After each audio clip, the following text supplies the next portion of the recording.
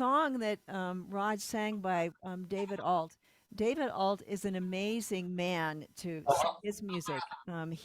He started in New Thought back in the '80s with he was in a band called Alliance with Louise Hay, and they toured. They were his traveling, and they were really awesome. Jerry Florence was the head of that group, and he passed away from AIDS, and so, but they was amazing. And then he became a minister, and he's had this amazing stories about recovery with from a heart defect, and he was had a great center, and now he works with um, children orphans in Cambodia and several other countries.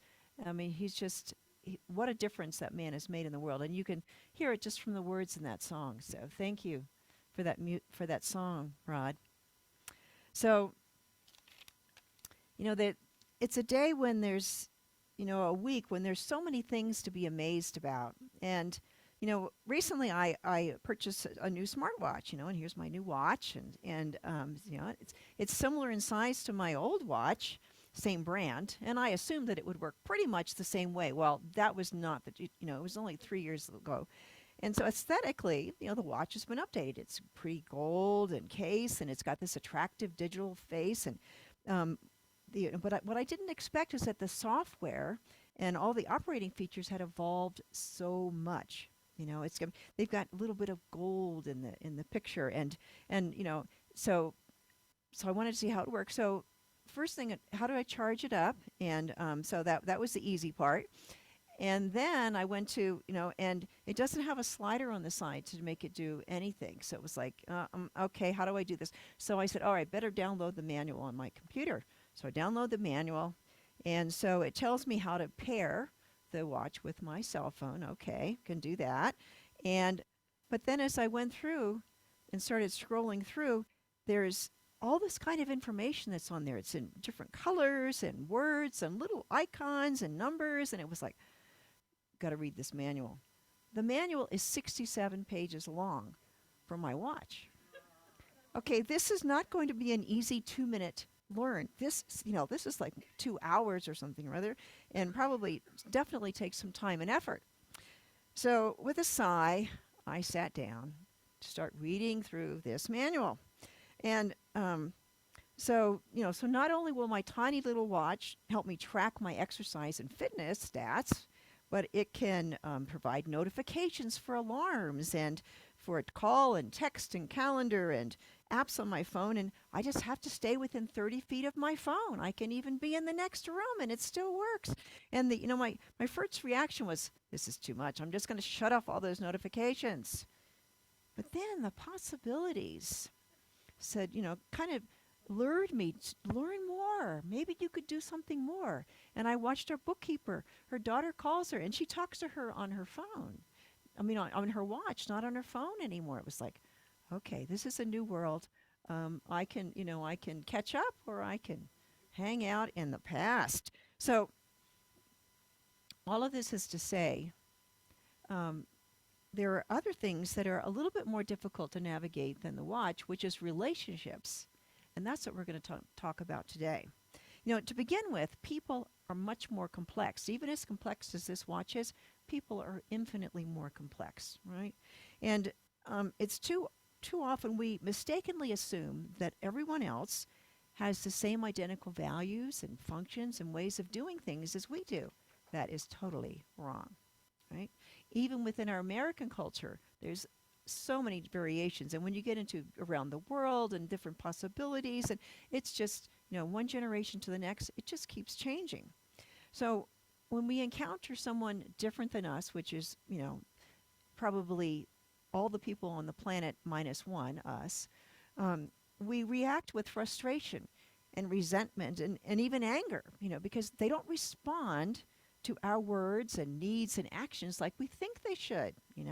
And we get really irritated when they don't honor our needs and wants. And we might not say anything, but then our anger can just keep growing and fester, as we get frustrated with them. And over time, we might get better at predicting how they're going to act, but people just don't even stay the same.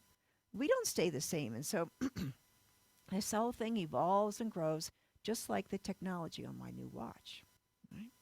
So, fortunately, people have a way that they can educate each other on how they function best.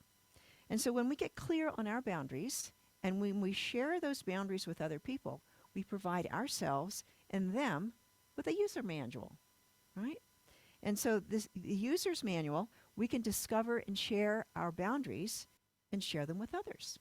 And when we take that time and interest to learn about and honor other people's boundaries, that user manuals, then we can build bridges that create big, easily traveled pathways for healthy, happy, and long lasting relationships. So let's open up those user manuals for our relationships and for our lives and cultivate authenticity and see how those boundaries build bridges. So I'm going to talk about three things today. How do we set our boundaries and write those manuals? Second, it requires vulnerability to practice courage and communicate those boundaries. And then third, why honoring those boundaries is an act of self-love. All right? So how do we set our boundaries and write those manuals? Well, first thing is we don't make up our boundaries. We don't go through a lot of hemming and hawing to figure out what our boundaries are. They really are there. They're part of our authentic self. And so we're discovering them and uncovering them for ourselves and then sharing them. We're discovering our authentic self, which is what we've been talking about all month. Brene Brown has her definition of authenticity is the daily practice of letting go of who we are and who we think we're supposed to be, and embracing who we are. Right? So let me say that again. Authenticity is the daily practice of letting go of who we think we're supposed to be and embracing who we are. Right? So we begin the month by focusing on the importance of know thyself. We talked about the trip up to in Delphi up to the Temple of Apollo, and that was one of the words that was on the temple there as people were consulting the wisdom of the Sibyl there. And so we have to discover who we are before we can define our boundaries. Right? And Ernest Holmes talks about this as well. In this thing called You, he said, you need not ask what others have done or how they have done it. Be yourself and express life as you find it. Never imitate. Trust the self. Find the self in God and God in the self, because you are God expressing itself in and through and as you. Right? So boundaries are essentially where we end and the other begins. It's that clean transition. Nancy Levin has a book called Setting Boundaries Will Set You Free, and she defines boundaries as a limit that you set to define what you will or will not do, or what you will or will not accept or tolerate from others. If we desire to express ourselves authentically, then it is up to us to become familiar with and clarify these boundaries for ourselves and others. And having clarity about our boundaries empowers us to know what is ours to be and do in the world and what is not. Right? Now, there's many types of boundaries. They all clarify how we can best manage our time and energy. Other boundaries clarify how we protect and nurture our physical bodies, including our physical safety, very important one, right? How we sustain our mental and emotional well-being, right? And finally, we can set boundaries with our material possessions and what we choose to share and what we need to reserve for ourselves or for some other purpose, right? And now when someone crosses our boundaries without our consent, it doesn't feel good. It never feels good, really, right? And so let's consider what happens when we don't share our boundaries. Well, if we never push back on anyone and live as if we lack boundaries, we might feel like we're a doormat, right? We may think that we're being nice, we're being a good girl or a good boy, particularly if that's how we were raised to be. And we may think that, if I'm a good person, I'm going to take care of the people that I love, even if it's doing so would be a great expense to us or causes significant harm.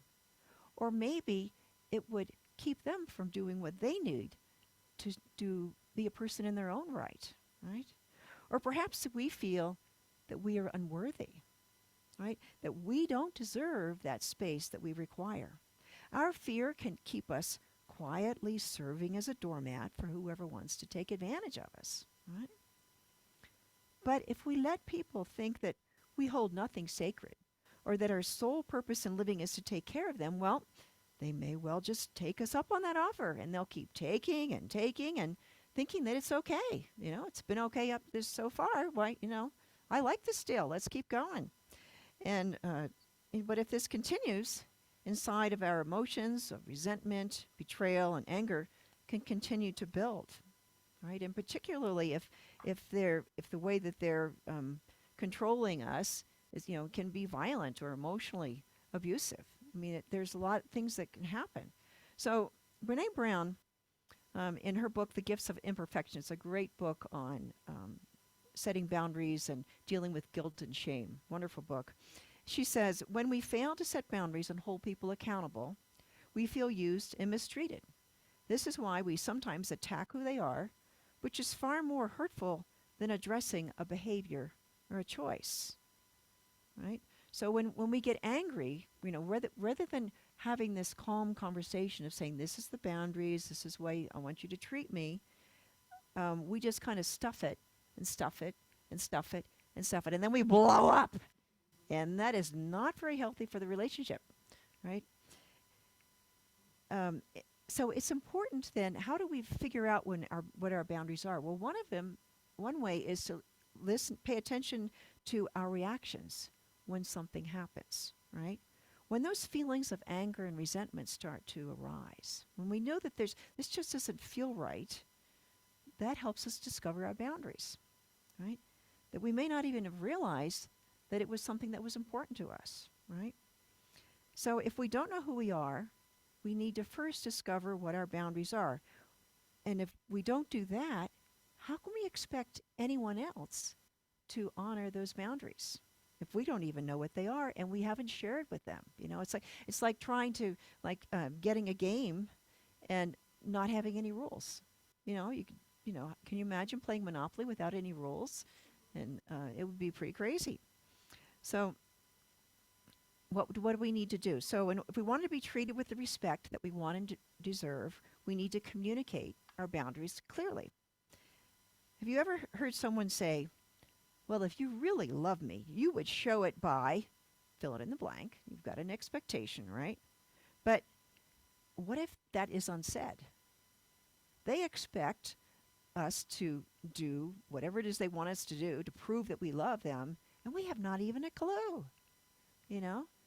Maybe it's a person that wants flowers on the anniversary.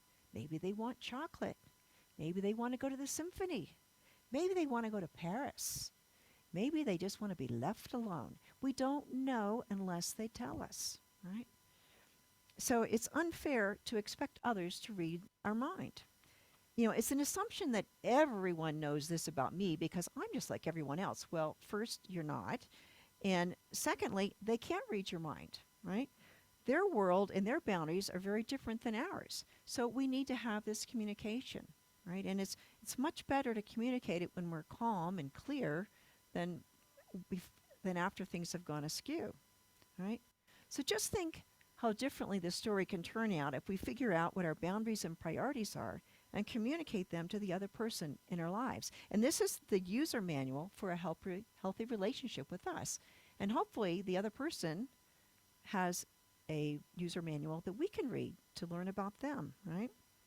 Now, as an example, my parents were always really good savers, right? And so, raising kids and, trying to do all the things that you do, pay for the house and things, there was only so much money, so they would save it up until whatever the next big thing is that they wanted, they would save up, and and weeks or months later, many months sometimes for big things, they would set up money from each paycheck to pay for important large ticket items.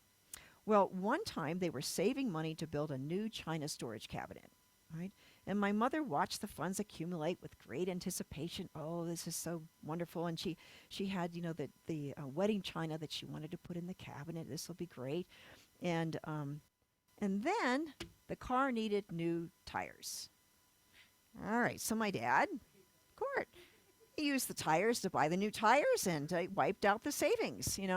My mother felt like she didn't count, right? Now, of course, we did need new tires because that's important for safety for the whole family. And my dad explained and sad and disappointed, but understanding my mother reluctantly agreed, and safety came first. And so they started saving again for the china cabinet. And when it happened again, and the savings went sidetracked to fund some other important need, my mother finally got very angry, and that did not happen very often with my mother. And she really wanted that china cabinet to store that wedding china, which is really beautiful. And she would bring it out proudly when we would have family events and whatever it was. And we needed some new glasses to someplace to put them other than on the counter, or they were crammed somewhere. She was afraid they were going to get broken. So she, when she got angry, my dad finally got it. All right, and so he understood why this was important to her, and she needed her turn. And this is what the big ticket item that she wanted. So however they did it, that time they bought the wood and my dad built the cabinet. All right. And so every time my mom would put things away after they all got washed, it just gave her so much joy and pleasure. And me, all the kids watching her, we saw this, and it was just a symbol of the love of my dad for my mom because they had worked together, right?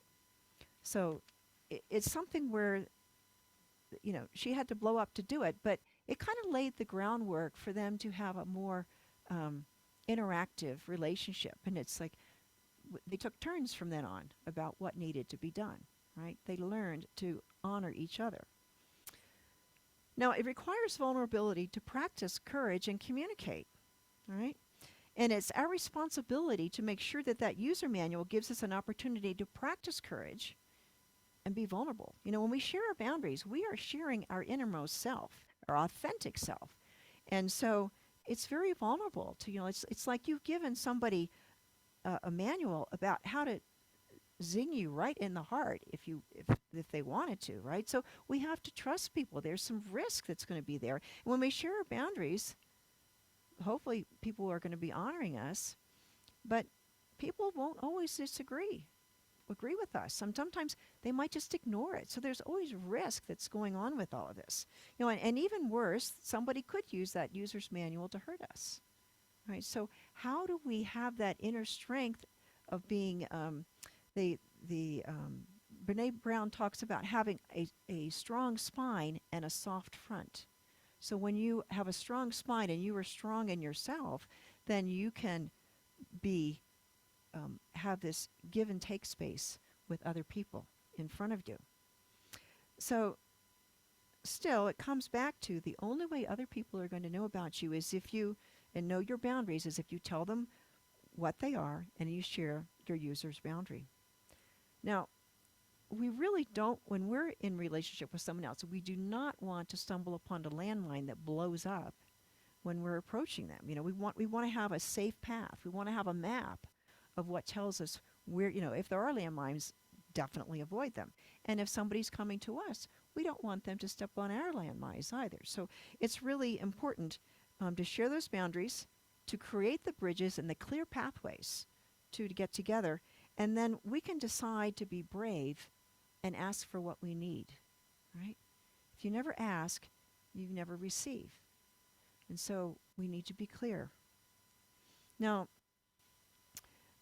another example, last week my husband Michael and I, we ordered a new Jeep Wrangler for him.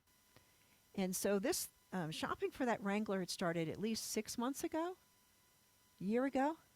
Yeah, year ago. Okay. So Michael wanted a sporty car for his adventures with his e-bike and kayaking and off-roading and all the things that he loves doing here at Tahoe. This is his Tahoe car, and he has memories of another Jeep that they had in the past that he just loved that car, and one of his sons took it over. And I think it's been retired now. But so he was looking for this car, so I shared my criteria for the car.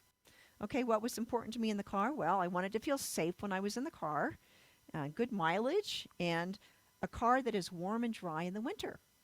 So a flimsy, essentially topless cover was not my idea of a safe car, right? This Jeep off-roading, it's like, well, that's one thing if you're going on vacation, you're off-roading, but, if it's in the winter, the car might flip, this is not good. So Michael kept looking and looking, but then the miracle occurred. Jeep came out with a new plug-in hybrid. It met the mileage goal. Check. It exceeded it, in fact, right? And the new Wranglers, they have this safety cage that is built all over it, over the top. And so even if the cover's off, there's no way, unless you're, 7 feet tall, that you're going to be harmed in that accident if it rolls. So safety, check, right? And they have a new option that we found out looking on the internet, and it was so new that even the salesperson wasn't fully aware of it. They have an option with two covers. So they have the removable soft top cover for the summer to keep you dry when it's raining in the summer. Take it off and you can be, out there in the wind and the sun and everything and fit all of your kayak and whatever it is in there easily. And there's a second solid waterproof cover, much like a truck camper shell that goes on the back with windows, and it keeps you warm and dry in the winter. Perfect for winter in Tahoe. Check. So, and the last feature, they have a new color. It's firecracker red, Michael's favorite color. Check. All right. So we had found a car that met both of our boundaries, our design criteria, including that my husband is going to love his new car, which makes him and me very happy. Right? So that is as soon as it arrives in about 4 months, maybe. There's a chip shortage and a shipping problem, and but it's on its way. It's we signed up. So, but I bring this example up because I had to risk making him mad when I stood my ground, and I knew it would be possible to meet my clear and reasonable requests. I didn't change my criteria. I just said these are my criteria, and so Michael, now that we've found, just like my parents, we've found this middle ground that everyone is happy. We know it's possible, and he has faith that his boundaries will be respected as well, right? So it's really wonderful for a marriage when you can do that together, right? And so communicating our boundaries, it may feel difficult and scary, but like any skill, the more you do it, the easier it gets, and the better we get at it, right? So but what I want to bring here at the end is why honoring our boundaries is an act of self-love. So in this thing called you, Ernest Holmes, he says, you rob no person when you discover your own good. You limit no person when you express a great degree of livingness. You hinder no person's evolution when you consciously enter into the kingdom of your good and possess it today. Right? So we are each a unique expression of the divine. And so it's like all the colors of the rainbow. The red doesn't take away from the green or the blue or the yellow. They're all needed to be a part of that rainbow. We are each needed to be our unique person that's a part of the world. And so knowing what our values are and our limits empowers us to live in alignment with our authentic self and who we are. It helps us say yes to our yeses and no to our nos, right? And as we live out loud in the world, our theme for the whole year, it is up to us to honor our authentic self by clarifying our boundaries with others. So when we say yes, when we mean no, we compromise our comfort or our own essential life goals in order to please someone, right? Or if we give in to something that we don't want, we are just disrespecting our authentic self. In many situations, it is we that are the ones that are crossing our own boundaries and self-sabotaging ourselves. If we want to change a habit and we don't honor that decision, then we're not honoring ourselves. Now, in the reading Michael shared with us this morning from Molly Kate Brown, she described the real discomfort we sometimes feel when we say no. No, it can just feel scary, right? And our body may tense up, or maybe we feel sick in our stomach, or there's some way that we're going to get this feedback that this just does not feel right. I'm saying yes, but I really want to say no, right? And we know that, you know. And a nagging internal voice may whine, I just don't want to disappoint this person, right? Or I'm a loving wife, or I'm a loving husband, and or loving mother or father, and I would say yes when I really want to say no. But I love them, and that's what I'm supposed to do, right? And the feeling of discomfort is really real, but it's also something that we can learn to tolerate if we choose to authentically live authentically. Now, we don't want to just say no and just give someone the silent treatment, give them no explanation whatsoever, and just vanish into the sunset. So, I don't want to see you anymore. They call that ghosting. That's a big thing in dating these days. But it can also happen in families and whatever. So, it's really rather an abusive way to set your boundaries, because the other person has not a clue what went wrong. They hit a landmine and they have no idea. Did I do something wrong? Did you do something wrong? Did you die? What happened? You know, are you on down the side of a cliff? You need me to come rescue you? I don't know where to go. So it's a really difficult feeling of discomfort. But coming back to the normal way of words saying no and still communicating, when we learn to say to ourselves that I feel discomfort and I am totally okay, safe, and worthy of taking up all the space I need. Okay, so we need to have that confidence that if that is what our authentic self is saying, then we need to honor that.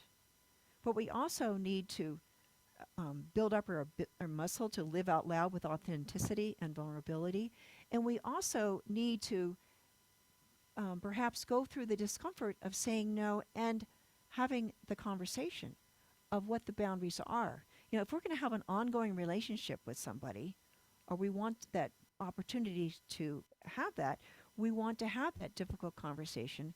But that is the possibilities of having clear rules, of working together and doing things in a way that's cooperative, and knowing that we're each a part of the one life that is God, the oneness that Rod was singing about in the song, that we are one and that we need each other. And honoring our boundaries is self-love, and that is the true love of other people. So, in conclusion, as we discover our authentic self, we also discover our boundaries. And when we share our boundaries with others, we teach them how to be with us in mutually supportive and respectful ways. We give up the fantasy that other people can know what we want without us having to say a thing. Right? And when we share our boundaries, we are giving others a user manual that invites them to understand us better and to follow a pathway to our heart. Right? A way how they can love us best. And when our boundaries get crossed, we also have a bridge that we've built from this relationship that can support the heart-to-heart conversations for reconciliation. When we step off, we know that each other, we're really trying to honor each other's boundaries. And when we get off track, well, that's not the intention. And so the bridge is still there to have that heartfelt communication and really understand and clarify the boundaries and move to the future. Living authentically, it takes practice. And when we find ourselves and others being perfectly imperfect, as all humans are, we can forgive and begin again. So honoring our boundaries is an act of self-love. And this is how we live out loud. Let's take this to prayer. Oops.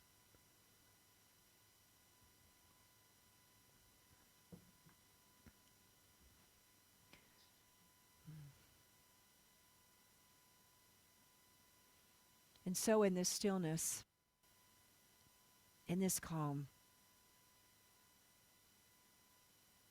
we allow ourselves to move to the center of our being, to a center of the universe, as Khalil Gibran would say.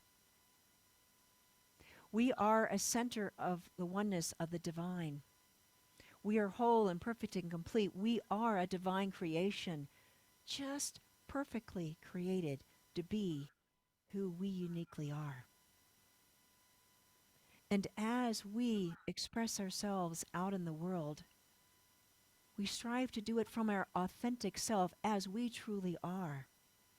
We don't need to imitate others, and so we learn who we are. We discover that and express it, and we find out what is the best way to operate this. Do we need to run on supreme or regular gas? What is the best way? What is the best way to approach us? What is it that supports us? What is that we need? And so we share those boundaries with the world.